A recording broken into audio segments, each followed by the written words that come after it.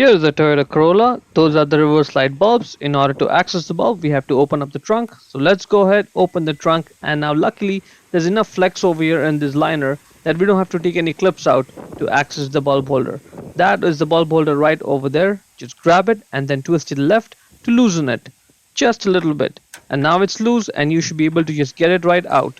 To get the bulb out, just grab the bulb and pull it out straight. The bulb size is 921.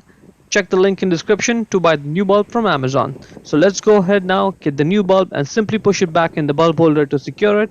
And when you put it back in the light, you may have to do some twisting and turning before it drops in.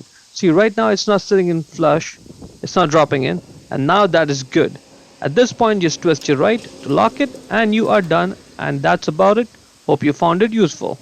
Before we go, let me give a quick shout out to Naya Motors Inc. for letting us use the car today to film the videos. They are a used car dealer here in Ottawa, Canada. Check out the link in the description for their entire inventory.